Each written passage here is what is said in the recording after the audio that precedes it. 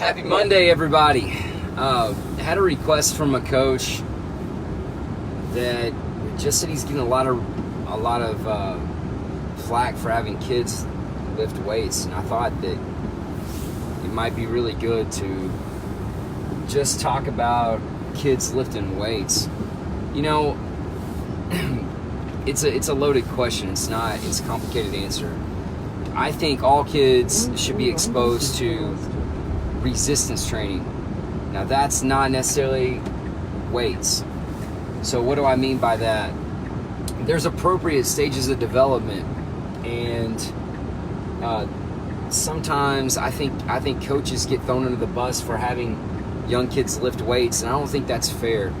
I think that kids need to be exposed to resistance training, because if they don't, then you can't just throw them in the high school level and lifting heavy weights in that type of environment.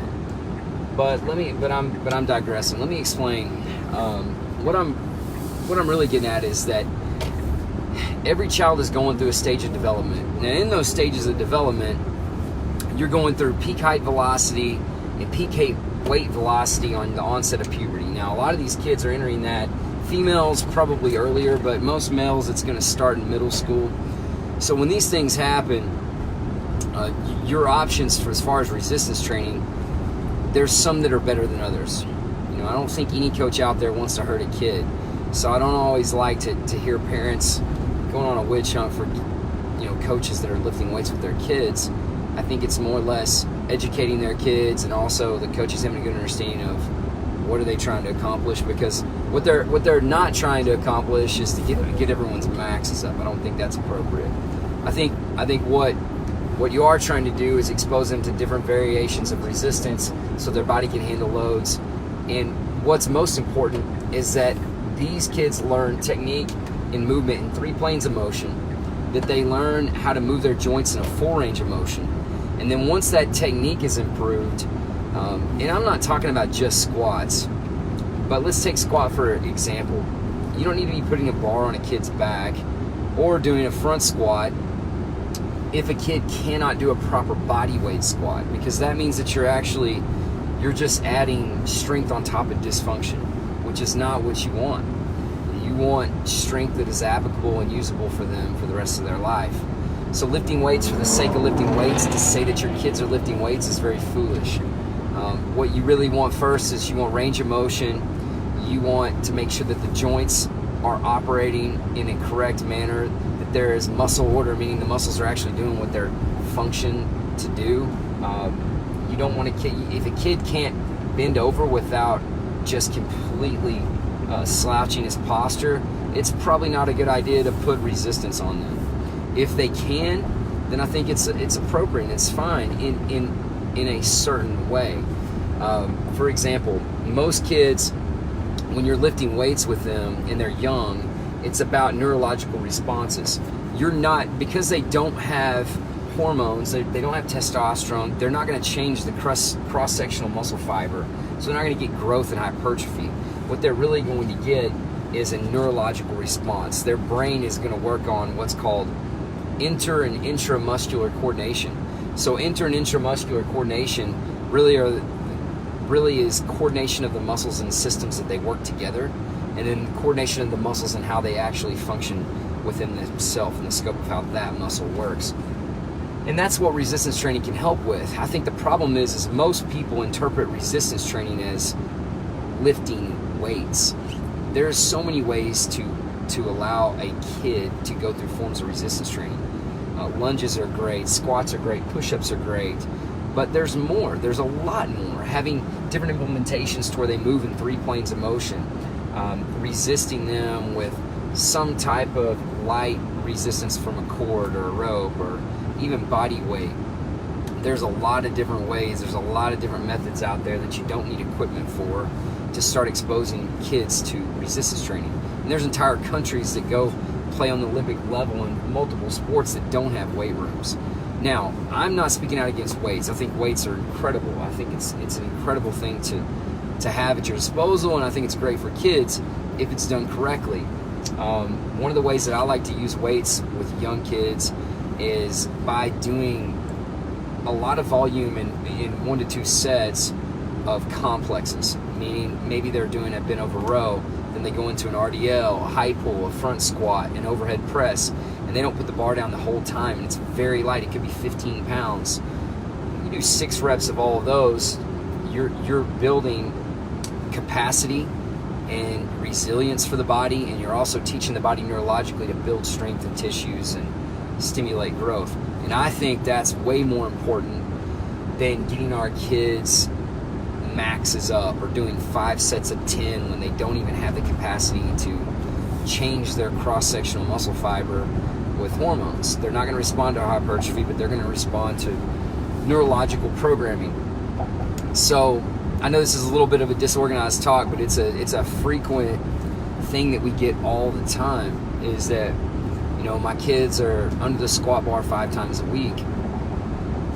I mean, surely there's some other things they could be doing mixing in with that. Or if your kid can't do a proper push-up, I don't think bench press is a good option right now. Now again, don't take this information and go knock your coaches on the head with it. They've got a lot of responsibility, and every single coach that's in power is trying to do exactly what they think is best for the kids. And a lot of them may have reasons different than mine, and they may be valid and good reasons. So I'm not trying to speak over anyone or say anyone is wrong. I want to make that clear. But what I do want to say is that it's not a clear-cut answer. The answer is not yes or no. The answer is it depends, as it commonly is. Now, there's best practices in every situation, and depending on the culture of the school or the environment of the kids, some things are more appropriate than others. Unfortunately, that's just the way it is. So, do I think the resistance training is appropriate for kids? Yeah, I think as young as kindergarten level, forms of resistance training is fantastic. Would I put a barbell in their hands? Personally, no. I think in the middle school level, that's an appropriate time to start introducing those concepts responsibly. Again, my priorities would be range of motion, technique, stability, working on different types of tempos. Tempos meaning how slow are they moving down, how well can they hold the motion at the depth of the range of motion, how slow or how fast are they moving up, and playing with different tempos there. But again, that's just my approach. That's what I would do. But I'm definitely not telling you that what is going on where you're at or where your kid is at is wrong, because I'm sure they've got a reason for it. One of my favorite things to do with kids when they're first introduced to weights is put a bar on their arms, or on their shoulders rather, have their arms straight out. It's not even a true front squat. I've heard it referred to as a bicycle squat. But it makes the body focus on stability, and it actually helps the body create stability around the spine, which is important because it engages the core in any type of strength lift. And I think it's a really good first lift for a kid to understand. And if you don't have a bar, and if they're not ready for that, what we like to do at APEC is have kids learn isometrics first and full ranges of motion, and then they can progress on to varying amounts of resistance. But we're big on moving in 8 dimensions, not just 3 planes of motion. So 8 dimensions of resistance, meaning when you move as an athlete, you have what's called a driver. And a driver is anything that creates resistance in the body from a chain reaction standpoint in any direction. So for instance, if I lunge straight forward, but I drive something across my body, now I am training a different physiological response from my soft tissues. That's a driver. We like to train all our athletes in at least 8 different directions for drivers. We do it with throws. We do it with varying types of resistance. And the thing is, you can't go as heavy on these things. But what's crazy is the muscle, people get confused, like the muscles don't calculate weight. That's not how your body reads it. Your body reads it simply as adapting to stress. So it doesn't matter if that stress is from no weight in an awkward position, or an isometric hold, or from a max squat. Your body is just, it's reacting and adapting to stress. So I think we get too caught up in how much weight are we lifting, or what, this, that, or the other. I like varying ranges of motion as a tweak in a strength program. I like working athletes in 8 different directions of movement in strength. But as they get older, there are benefits to getting really strong. When you start working above 90% load, and you are in that stage of puberty, or exited that stage of puberty where you have a hormonal response, I mean, there is incredible advantages to that. Hormonally, it's going to boost your hormones. That's probably your top advantage in sports. 2, bone density. 3, and then obviously max strength. That plays a component in sport performance. I think it's a little overrated, but you cannot neglect that once you get to that level. But before you're at that level, it's not relevant. No one's going to convince me that it is. It's not relevant. Does that mean strength in general is relevant? Yes, but max strength isn't relevant until they've got the hormones to actually do something with it, in my opinion. And I know there's a lot of studies out there talking about the fact that it can stunt growth and all those things. I think that there's some truth in that. But again, I'm not a witch hunt saying that all strength training is doing that, because it's just not. There's people across the country that are doing a fantastic job with young kids lifting weights, and I'm fully behind that. And then there's some people that aren't, that need to get better. But as a parent, what I would encourage you to do is, if you have a problem with what's going on at the school, instead of just complaining all the time or threatening not to let your kid do it, go have some conversations with the coach. Don't let your kids see that you have a problem with it before you talk to that coach about it, because now you're creating a negative connotation with your child, and now they're going to have a negative attitude going into that weight room, and that creates an entirely different psychological dynamic. You need to go have that conversation with the coach, understand what are their goals, what are they trying to do, and if somebody needs to be educated, then there's an opportunity. But until then, man, it's not positive. I mean, we get it all the time. Oh, can you believe this coach is doing this and that? And we try not to participate in the banter and just help them where we can. But at the same time, I'm just telling you, if you want to be an agent of change, venting to your kid is probably not a good idea. It's probably going to be best to go take that conversation to the coach and just ask questions. Be educated on what is it that they're trying to do. Man, I'm officially ranting now, so sorry about that. I just had somebody that had an issue, and I wanted to bring it up and just talk about it. Is anybody out there with any other questions? Now I'm kind of semi-looking down. Sorry. Anybody? What's up, Big D? See you in a while, man.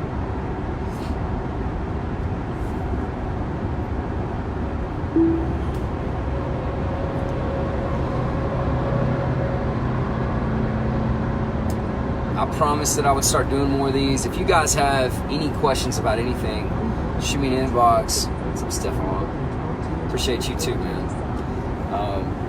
I just want to make an impact, and I want to make an impact to people that, of course, we would love to have you at APEC. We think we can make an impact with your kid, no matter what amount of work they're taking on right now or they're not. But the reality is that not everybody can do that, and we want to try to help as many people as we can. I'm dedicated to doing that. I made a promise that I would do more of these, and I'm going to do that. So if anybody's got anything that they want discussed or brought up, please let me know. I'll try to be a little more organized in my talks and approach, but it was on my mind, and I thought it was a good time to just get it out there. So hope everybody has a great Monday. God bless everybody out there. Be the best you.